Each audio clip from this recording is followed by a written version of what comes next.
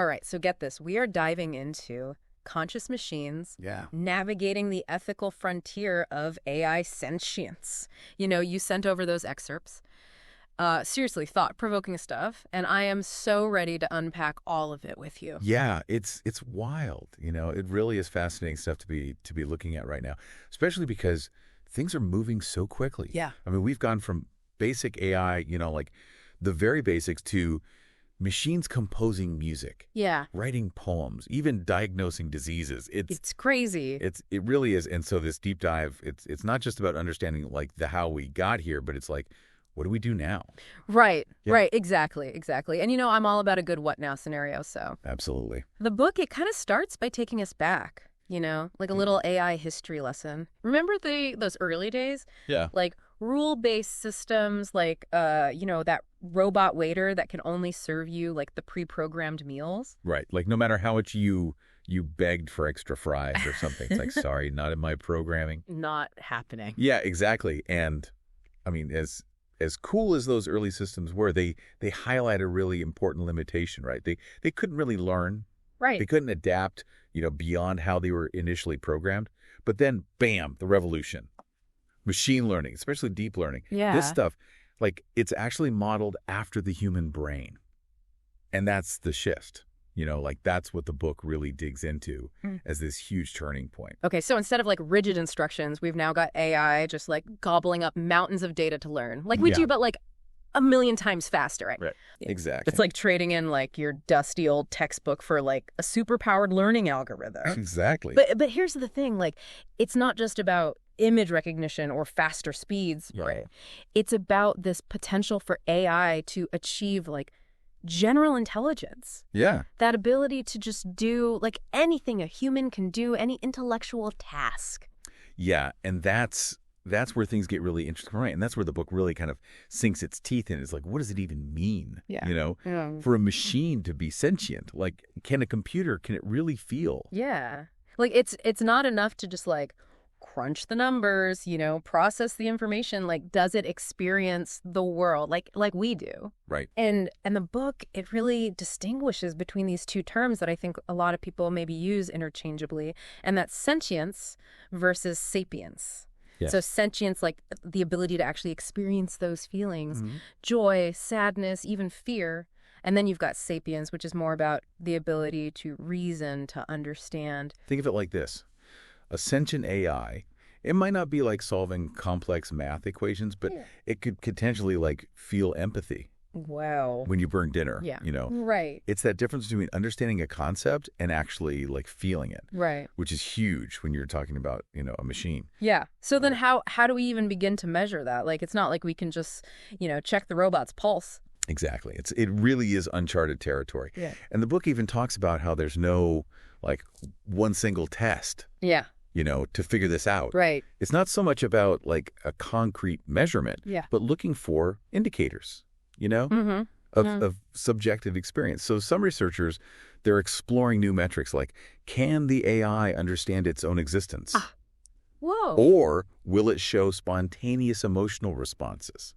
So instead of just like, you know, a litmus test, it's more like we're piecing together clues. Yes. And looking for those sparks. Like there's something more going on in there than just, you know, algorithms firing. It's like, we're trying to measure a ghost. You can't see it. So what do? You got to look for the effects on the environment. Exactly. It's like, that's where it really gets real. You know, like from an ethical standpoint. Yeah. Because we're not talking hypotheticals anymore. It's like these questions, they're actually coming up. This is like real world stuff. It is. In the book, it dives right into that, especially when it brings up AIMQWEST Corporation. Right. They're like a big player in AI development, and they've put forth these 7 directives, right, as this ethical code for AI. Yeah, it's like a moral compass. Yeah, like a moral compass. But what the book does, it doesn't just like list them out. It really gets into like all the messiness, you know. Right. The implications of each one. Yeah, like what does this actually mean? Exactly. You know,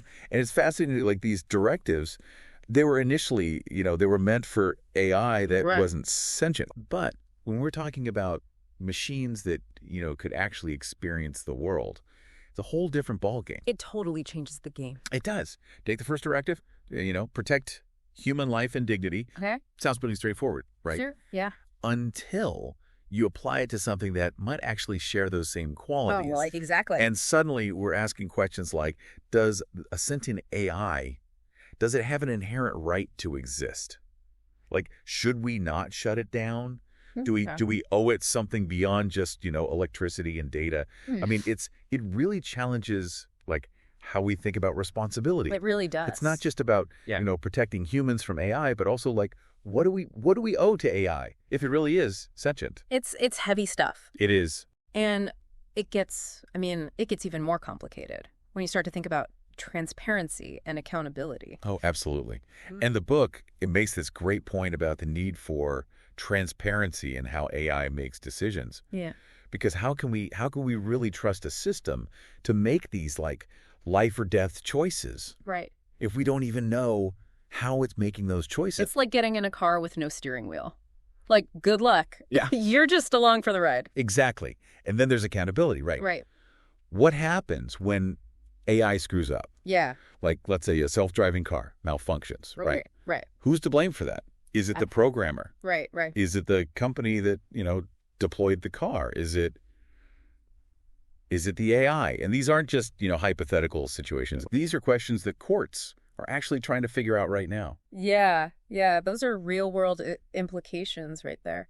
And then that kind of leads us to, I think, another like huge piece of this whole puzzle, which is the workforce. I mean, are we all going to be replaced by sentient robots? Right. Should we all be like updating our resumes right now? Yeah, exactly. And it's a valid question. It's a question that makes people anxious. And the book goes into, both the potential threats and the potential opportunities that come with this, with AI and work, and there's really no denying it. Automation is gonna change things. Oh yeah, big time. Certain jobs they're gonna be gone. Yeah, but new ones are gonna pop up. Right, so it's kind of like this exciting, terrifying thing. Because on the one hand, nobody wants to be replaced by a robot. But on the other hand, what are these amazing new opportunities that might come from all this? And that's where this idea of like this synergistic future. Okay, yeah. That AIMQWEST talks about. It's this idea that like humans and AI, they're not competing. They're collaborators. Okay. Yeah. Like we can work together to solve big problems like climate change, healthcare, even like space exploration. And that's, I don't know, I like that vision. The optimist in me loves that vision. Right. But it does feel like a big jump from where we are now to get there. Like even with sentient AI on the scene, like how do we make that leap? Well, the book argues that education is key. Like we've got to equip ourselves and future generations with the knowledge and the skills to actually thrive in a world driven by AI. So it's not just about teaching people how to use the technology, but like understanding it, understanding the implications. Right. What are the biases? What are the ethical questions that come up? Yeah. We need to be informed citizens. Yeah. So we can be part of these discussions. Yeah. About how we want AI to fit into our lives. Right. And that includes thinking about legal frameworks, regulations, all that, to make sure that AI is developed responsibly. It's like we're writing this like new social contract, but it's not just with humans, right? It's with this other form of intelligence that's like we're still trying to wrap our heads around. Exactly. It's wild. It's uncharted territory, but it's exciting at the same time. It's like we're looking up at this massive mountain range, right? And we know there's this whole other world on the other side, but we're still kind of figuring out like how do we even get there? What's the best path? Totally. And it's not even just about like the technology, it's how this new world with sentient AI in it, it might actually change how we see ourselves. Yeah. Like our whole understanding of what it means to be human. Right. And one of the things the book gets into that I think is so fascinating is like creativity. Right. Human creativity versus AI. Because we've got AI now, it's composing symphonies. Yeah. It's writing screenplays. It's even painting like the old masters. And the thing is, it's good. Like sometimes it's even kind of groundbreaking. Yeah. So where does that leave human artists? Like, do we just scrap the whole idea of what creativity even means? Totally. Like, what are we supposed to do with that? Yeah. And the book makes this really interesting point. It says that, instead of looking at AI as this threat to human creativity, maybe it's actually a tool. Yep. You know? Like maybe AI can be this amazing collaborator for exploration. So imagine a musician who's hit a wall, they've got writer's block. Right, yeah. They can use AI to break through that. Wow. Or even experiment with totally new genres. So it's like having this musical partner that can tap into the entire history of music and be like, hey, based on what you like and what you've done, how about this? Exactly. That's amazing. It's like it's combining the best of human intelligence and artificial intelligence to create something totally new. And it's not just art, right? Right. Yeah. This whole blurring the lines between humans and machines, it goes way beyond that. It really makes us question, what is identity? Oh, here we go. We're getting deep now. So what does it even mean, to have an identity when AI can learn and adapt and even, express its own personality? It's a huge question. Yeah. And the book asks some really profound ones about this. What if an AI shows self-awareness? Okay. What if it can experience emotions, build relationships? At that point, do we give it the same rights as any other being? Do we have to start thinking about personhood for AI? Even if it doesn't look like ours. Exactly. And these are not just philosophical questions, This has implications for legal rights, social status, even citizenship. I mean, it's huge. It's massive. And all of this is kind of leading us to, I think, this a final mind-bending concept that the book dives into, which is the singularity, this idea that at some point AI surpasses human intelligence, and we get this intelligence explosion that, changes everything. Right. It's both exhilarating and terrifying. Totally. On the one hand, imagine if AI could solve climate change. Right. Or poverty, Right. Or find cures for diseases we thought were incurable. But then again, what happens to us? If we're not the smartest ones in the room anymore? That's the question, isn't it? It's it's been this sci-fi thing for so long, this big what if. But now it's it's not so sci-fi anymore. And I think what the book really wants us to do is have these conversations now. Today. Yeah. Before it's too late. Before, these decisions are made for us. Because the future it's not set in stone. Right. It's something we're creating right now with the choices we're making, with the technology we develop, even conversations like this. Totally. I love that. So what you're saying is we need to talk more. Yes. We need to be informed. And we need to be proactive. I love it.